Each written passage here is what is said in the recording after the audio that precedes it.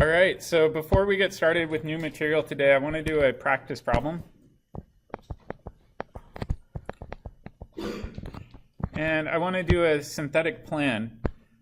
So what we're going to start out with as our starting material is methyl cyclohexane. And my target molecule is going to look like this.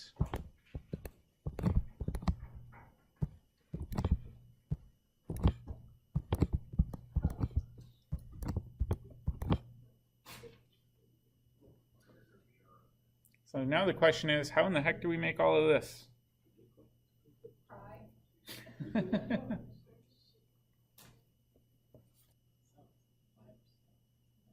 give you a hint too. Yesterday when we finished up, I'm trying to figure out how to get to the dual carboxylic acid.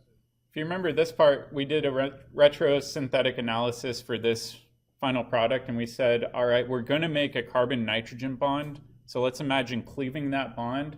The carbon in that carbon-nitrogen bond must have been a CO double bond before, right? And then the nitrogen was just an amine. So let's go back down and look at this.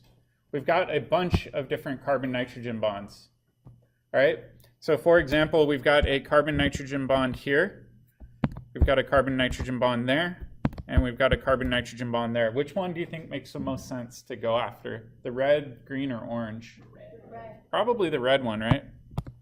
All right, so retrosynthetically, we know a couple of things based off of this. We know that this must have been what sort of bond before coming off of that carbon? So it must have been a CO double bond. All right, same idea though. On the other side, we could do the same thing here, and we could say this one too must have been a CO double bond. And actually this works out pretty well, because if you think about the amines, we've got this amine over here and this amine over here. You see how they're the same? I think that's pretty handy. We could get a 2-for-1 deal here. All right, so what must our starting materials have been?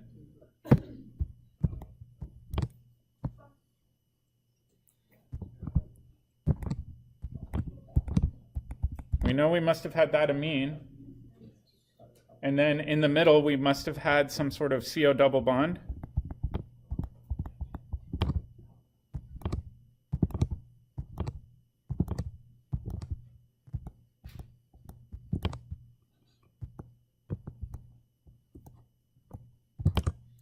And we know that both of these are the same amine.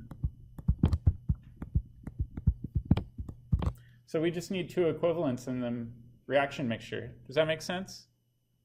All right, what reagents do we need in order to ensure that this reaction proceeds? We need acid and sodium cyanoborohydride. So that's pretty slick. We can get both of the reductive aminations to occur at the exact same time, right? As long as we have two equivalents of our amine, this will go to completion. All right, now the question is, well, how do we make this open chain aldehyde out of what was originally a closed chain cyclohexane? Ozonolysis at some point. Okay, so thinking about this, we can say this step must have been ozonolysis. So we need ozone followed by dimethyl sulfide or zinc and water. That would work. And if we're counting carbons, it makes sense because we've got 1, 2, 3, 4, 5, 6. So it'd be a 6-membered ring with a methyl group coming off of it. So let's try to predict the alkene that must have been in this position. Where would the double bond be? Would it be inside the ring or outside the ring? Inside. Okay. So we've got that. Can we interconvert from cyclohexane immediately to this intermediate? No, we can't do elimination. We don't have a leaving group. So we got to install a leaving group first. How are we going to install a leaving group? Okay, Br2 and UV. Where will the bromine go? To the most substituted carbon, right? All right, so that makes sense. And then last but not least, we've got to do the elimination reaction. Strong base, big or small? Small. So I would use maybe sodium hydride. Terbutoxide would favor the Hofmann elimination product and give you the double bond outside the ring, which isn't what we want here, right? So we need to be careful. So this is a pretty powerful tool. The big thing is remembering how to play this into all of the other reactions that we've covered all year long. I know we've got a lot of reactions to remember, so I'm not going to try to make things too crazy on the next exam. All right, so let's kind of throw this all together into a giant amine flowchart.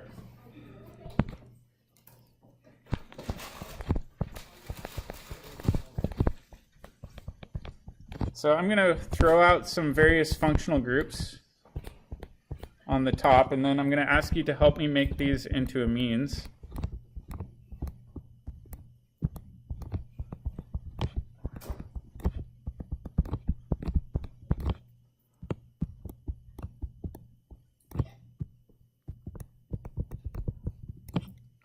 All right, and our goal with all of these is to make this amine. So what we're going to do is fill in these reaction arrows with the appropriate reagent necessary for the transformation. All right, so let's focus on the amide right now. How can we convert the amide to a primary amine? Does anybody remember? LAH. So lithium aluminum hydride followed by water. It's kind of weird. It'll get rid of that CO double bond and give you that primary amine directly. So that's a clever way of making a primary amine. All right, cyano group. How can we do that? Again, we need to reduce that triple bond to a single bond. We need a strong reducing agent, LAH again. So again, we can reduce that triple bond all the way down to a single bond that way. All right, next one. Does anybody remember the name of that reaction, starting with phthalimide? The Gabriel synthesis. What's the first step in that?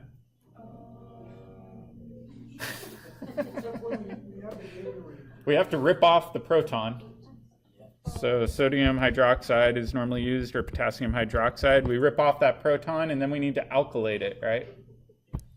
So step 2, in order to alkylate it, is we need some sort of alkyl halide. In this case, we need that R group and the new carbon being introduced. And then step 3, we need to cleave that ring open. We've got a few different approaches. We could use acid, or we could use hydrazine. So that would also work. All right, then we've got sodium azide on the right. First step with that one was just a substitution reaction. Oops. Second step was to reduce it off. We could reduce it off, we said, using catalytic palladium on carbon and some hydrogen gas, or we can use LAH and water. What was the downside to doing the reaction with sodium azide?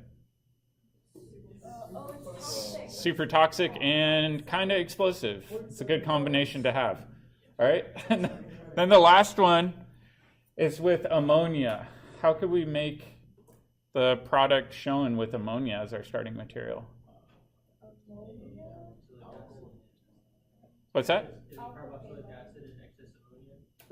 Not quite. So if we had carboxylic acid, it would just deprotonate it.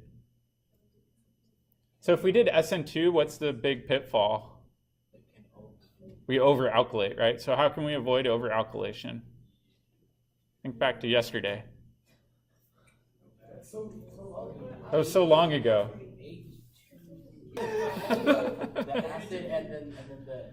We need to do reductive amination, right? If we do the reductive amination method, we can control the reaction a lot more. All right, so then the question is, well, what do we need for reductive amination in this case? We kind of practiced it recently, right? We said we made this carbon-nitrogen triple bond, which tells us what about that carbon? It must have been a CO double bond previously.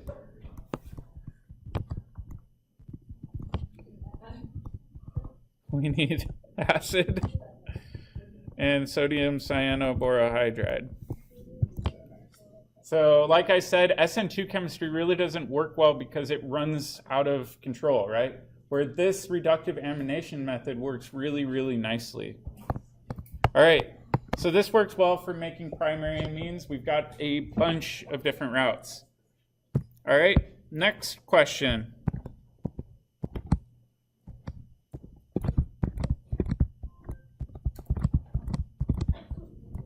How do we make a secondary amine? We really only have one route to do this. We can't use the other methods.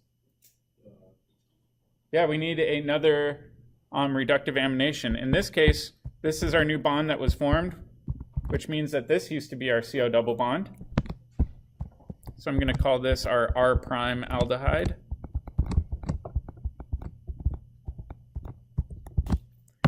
And we're going to use sodium cyanoborohydride. And there we go. All right, and then last but not least, I shouldn't even say last, next one. It's going to be pretty similar.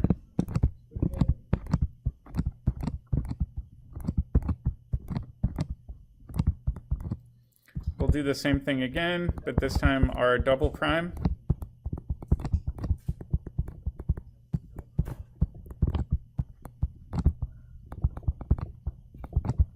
Oops. And we can get all the way to our tertiary amine. All right, almost done. So in this last one, we're going to go one step further.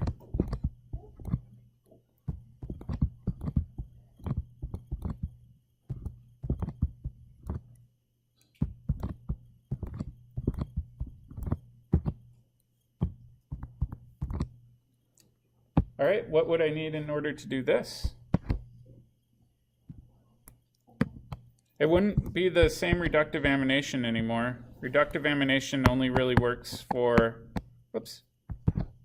going to a tertiary amine. It doesn't work for quaternary amines. Sorry, I forgot my positive charge there.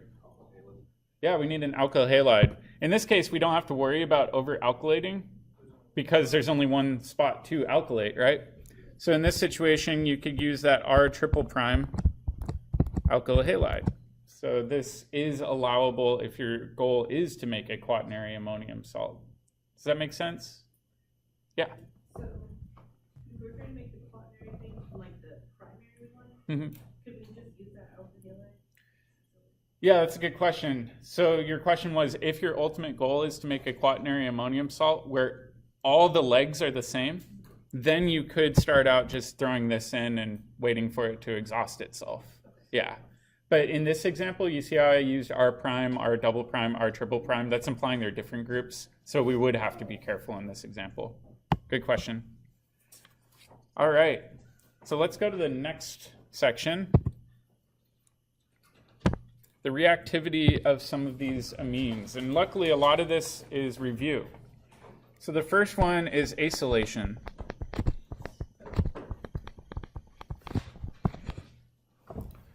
All right, so acylation is pretty common, especially in the pharmaceutical industry, where you could have something like an aniline derivative, and you'll put on an acyl group and convert it to an amide. So this entire group over here is an acyl group. Oftentimes you just see this abbreviated as AC in organic chemistry, kind of like you see pH for phenyl. AC is just an acyl group. How could we get that acyl group on there? Not black magic. How do we make amides? We saw this in the carboxylic acid chapter. Acid halide, absolutely. So that would work really well. What's the other one that will work, although slower? Anhydrides. So we could use acetic anhydride rather than acetyl chloride. Both of these would work. The anhydrides tend to be a little bit slower because they do nucleophilic acyl substitution slower. Did you have a question? Yeah, so we'll take a look at some examples next, actually. Or did I do this already? There's so many reactions you can't even keep track of. So I did have an example. I think shoot, I'll have to pull it up later. It depends on the acylation that you're doing. If you have competing nucleophiles around, let's say oxygen, sometimes you need to be careful about your acylating agent. So let's do the example. I know what I'm thinking of. I think this is one I did previously.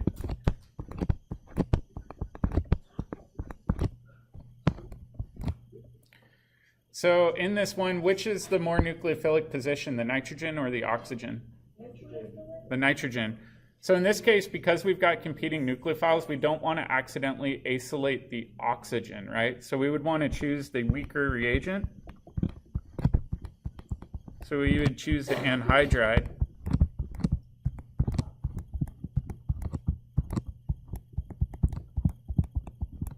If we use the acid halide, we would probably accidentally acylate the oxygen position. And this is actually how you make Tylenol. Yeah, exactly. That's why I was trying to remember. I thought I had it in my notes at some point. All right, so yeah, we do need to be careful if we have competing nucleophiles, which one we choose. All right, so I'll show you a cool trick. I don't know why he didn't include this in the other chapter, but he just didn't. This trick involves reactions from chapter 19.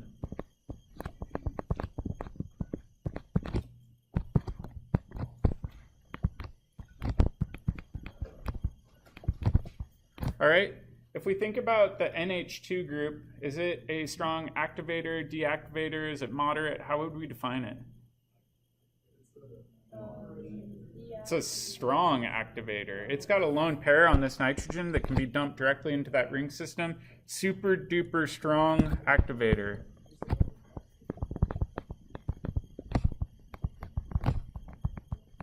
All right, so if we do bromination, one of the big pitfalls is with strong activators, it'll essentially go so fast you have no control.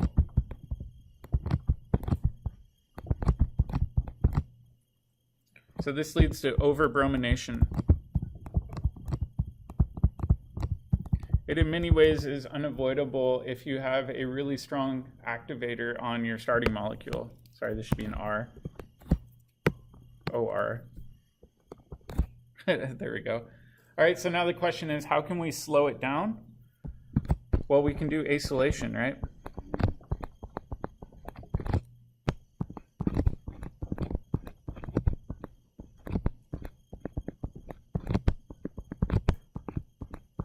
So now that it's acylated, is this a strong activator anymore?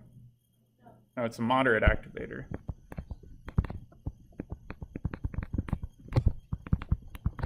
All right, so at this point, what you can do is react this with elemental bromine and iron tribromide. And you'll still get para substitution, but you probably won't observe very much ortho substitution.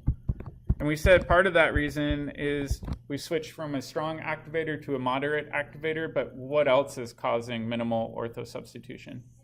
Sterics, right? That methyl group is kind of swinging around in space, blocking those ortho sites. So it's a double win here. So we can do that. And now at this point, we can cleave off that acyl group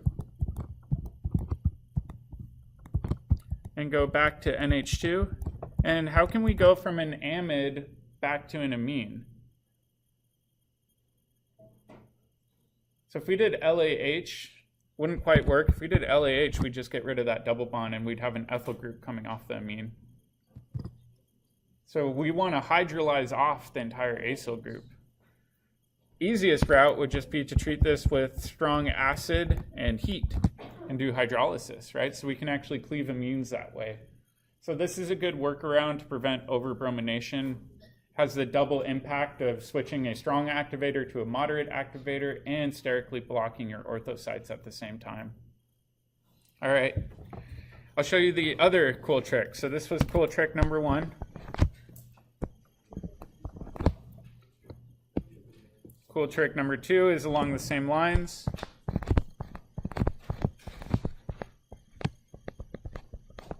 where if we have aniline and treat this with methyl chloride and aluminum trichloride, what do you think will happen?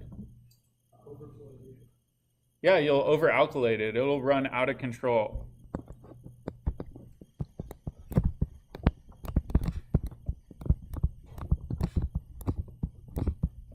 And this actually is two sides of the same coin. We said the mess of products would be due to overalkylation. But sometimes you'll actually run into situations where you get no product at all. Does anybody know why? Think about our catalyst here. It's aluminum trichloride. Is that a good Lewis acid or a good Lewis base? So let's think about it, right? Oops, there should be a Cl. So we've got this, it's got a big empty p orbital. Is this a Lewis acid or base? It's an acid, it wants electrons, right? So it's a good Lewis acid, meaning it wants electrons.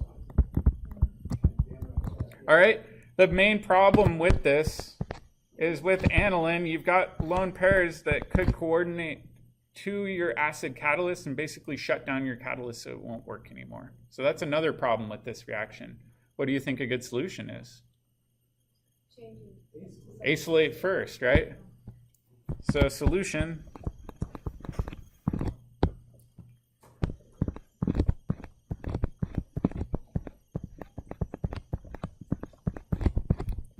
would be to do the same sort of chemistry as before and acylate it.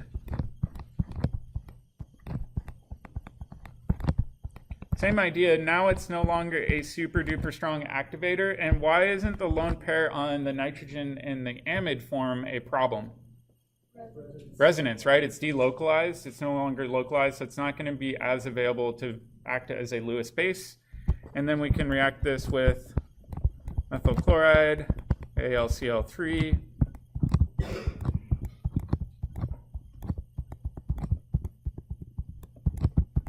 Where's the methyl group going to go? Para, right? We know it's still activated, just less so. So it's going to end up on that para side. And then how do we get the acyl group off? Yeah, acid and heat. One issue with this is oftentimes, if you're treating it with acid, you're going to protonate that amine, so you might see it written in its protonated form, kind of like this, or as NH2. I'm fine with you showing it either way. Does that make sense? So kind of clever workaround. All right, so now we get to go into the more interesting chemistry. Whoops. Let's keep it on the same page.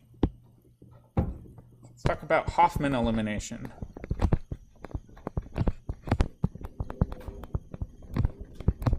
And you might be wondering, didn't we cover Hofmann elimination like way back in December, November? Yes, we did. But we're coming full circle and we're going right back to it. All right, when we do Hofmann elimination, what sort of alkene do we typically observe? Less substituted.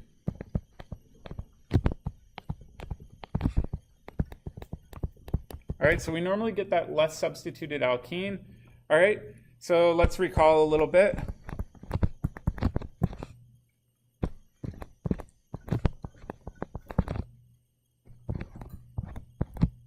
Let's say I want to do this reaction with an alcohol. Can I just treat this with a strong base? No? Why? OH is bad leaving group. Okay, so OH is a bad leaving group. So must convert to good leaving group. That's super important, right? Because as is, it's not a good leaving group. What are our options for making it a good leaving group? We could either actually polymerize it or we could heat it the hell up. So we could heat it, but we need something else. We need acid, right? If we have strong concentrated acid, we could protonate that alcohol. When it's protonated, it's a good leaving group. And then we can apply heat and do an elimination reaction. Alternatively, what was the other method? Tosylate it. That was with tosyl chloride and pyridine. And then step 2 was some sort of strong base. We're focusing on Hofmann elimination. What would be a good base? Yeah, terbutoxide. All right, if we did the acid and heat, are we ever going to really get the Hofmann elimination product? Not very much. So really this would be the best approach. All right, let's consider the analogous situation with amines. Right, we've got an NH2. Is that a very good leaving group? No, it's not. So again, this is not a good leaving group.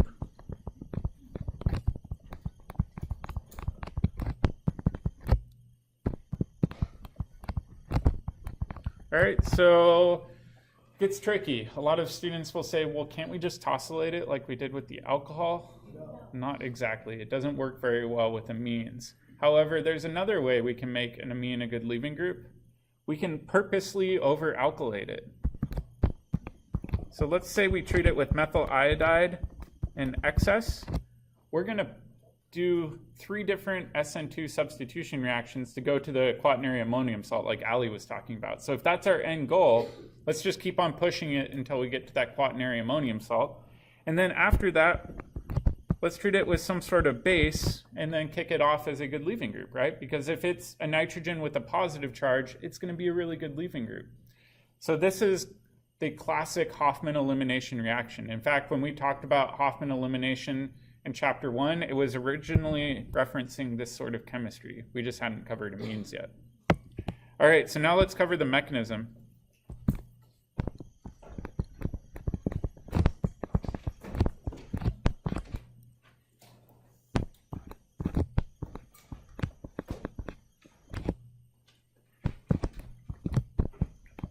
So we're going to treat this with methyl iodide in excess.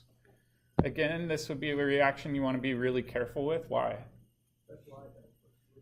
It'll alkylate your DNA. I don't want you to alkylate your DNA. That's bad. All right? So we can do this. I'm not going to show all of the different steps.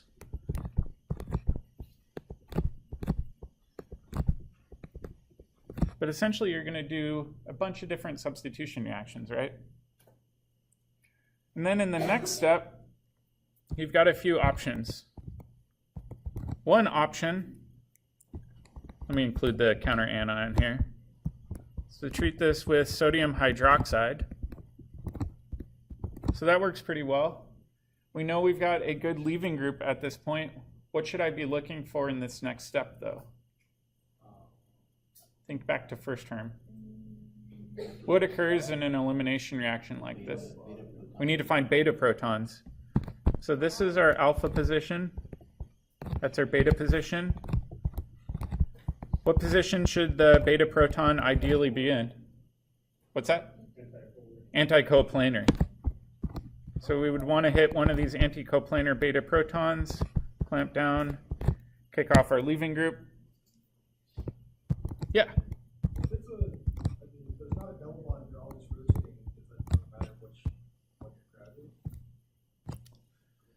Yeah, so in this case, they're all rotating in space, so it doesn't matter which of those beta protons we're grabbing. I just wanted to reiterate, with an E2 reaction, your beta proton should be anticoplanar. All right, so that's one option to get this elimination reaction to occur. All right, the one pitfall to this is that this is a relatively strong base.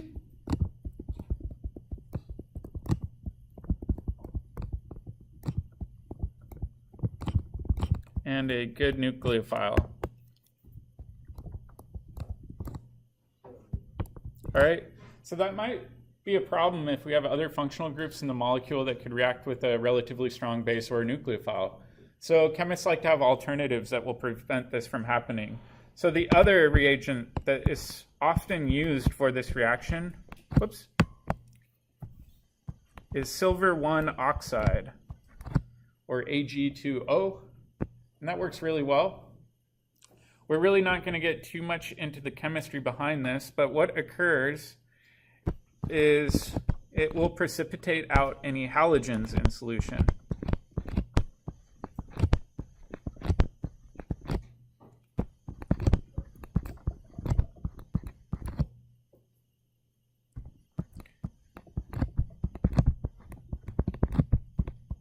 So this is kind of the key feature of this reaction, is it'll react with this iodide that's floating around in solution up here and precipitate it out of solution as a solid.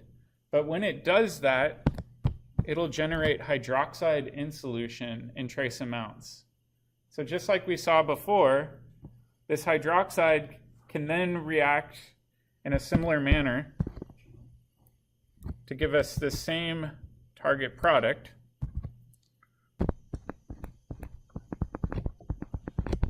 Sorry, I forgot my positive charge on my nitrogen. Where this hydroxide can grab this beta proton, clamp down, kick off our leaving group to get us there. So then you might be wondering, well, why use silver oxide over sodium hydroxide if hydroxide is the same reagent? We're just using less hydroxide in order to get this to go. So it's generally thought of as a more gentle reagent. Yep. So is the hydroxide generated from the water that's in it? Yes. So silver oxide is typically in water in this situation. So let's make a note here that this is a gentle reagent.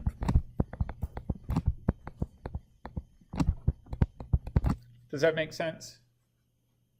So either or, you might see either situation. All right, so now let's practice regiochemistry a little bit.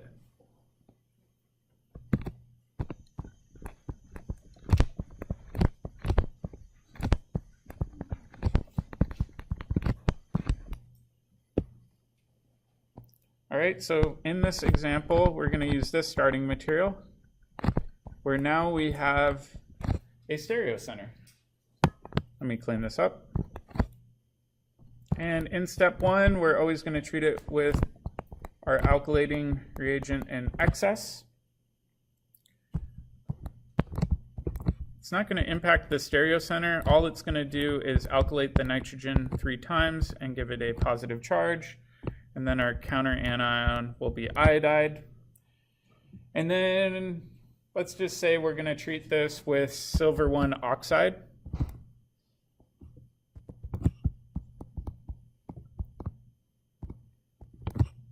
What's that going to do? It's going to get rid of the iodide in solution.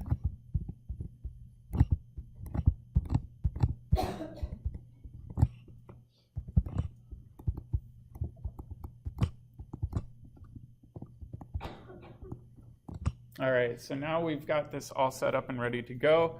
We've got different beta protons though, right? So we've got beta protons over on this side, and we've got beta protons over here as well. So let's consider both of these. On this side, I'm going to label them as red. And on the other side, I'm going to label them as blue.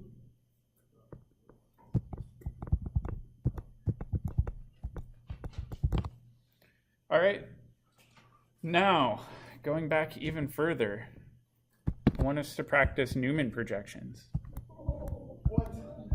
I didn't agree to this. This isn't what I signed up for. So let's do the red one.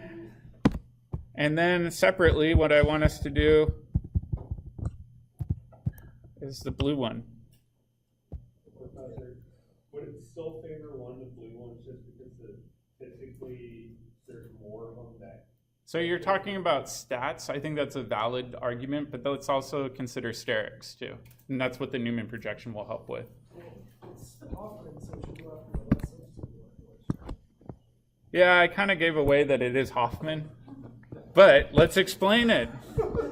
Let's never understand something by accepting it. Let's try to explain it to ourselves, right? I mean, that's like half of chemistry. It's like, this is why it is. Just don't. All right, let's do the red one. Shh. Don't make me shush you again. All right, so front carbon, we would have a methyl group sticking up. We would have both of those red beta protons like that. And in our back, we would have the 3 prongs coming off. Where would the nitrogen be? Top right. All right, and then underneath we would have the CH3, right? And then over here we would have a hydrogen. Make sense? All right, let's do the blue view. All right, so with the blue view, the front carbon that we're looking down has 3 hydrogens. Doesn't really matter how we orient them, right? All right, and then In the back, we've got these 3 prongs coming off. Where would the nitrogen be? Top left?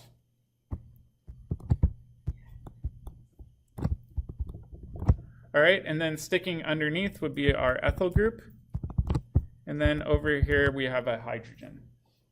All right, so let's identify the beta proton that we would need to react in either situation.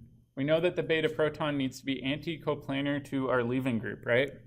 So we know that this in the red box is our leaving group, which means we must be going after that beta proton. Agreed? All right, same thing with the other one. The charged nitrogen will be our leaving group, which means our beta proton must be over here. All right, if we think about doing this reaction with this red proton that's anticoplanar, is this a very stable conformation? Why not? Got a Gaussian reaction. What do you think is likely going to occur? It's going to rotate to get that methyl group to be anti to the positively charged nitrogen. What's the problem with rotating that methyl group so that it's in a more favorable conformation?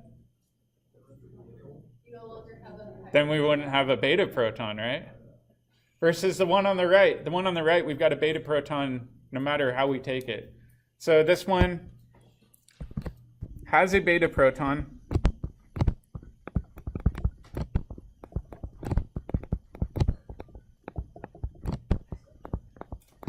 But must be in a less stable conformation.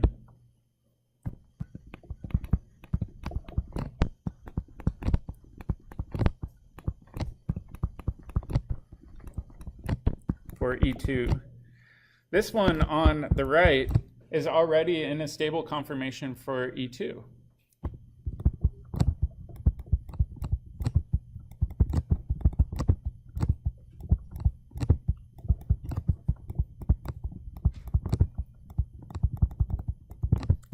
That essentially explains why we observe the Hofmann elimination product for these types of reactions. Is we have to go through the intermediate that's most stable, that's the most likely reaction pathway, right? All right, so now we can go ahead and we can finish this reaction. So up here, we know that this hydroxide is going to really favor going after that beta proton that's anticoplanar, kick off our leaving group. We'll get our Hofmann elimination product as our major product. And then our leaving group that we kicked off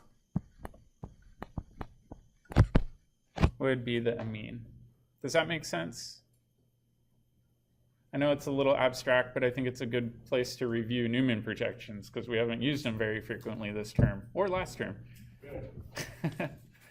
All right. I think what we're going to do is stop here. The good news is your pod will not be due tomorrow because we didn't get far enough. Instead, we'll make it due the following lecture day. Sound good? All right, I'll see some of you in lab.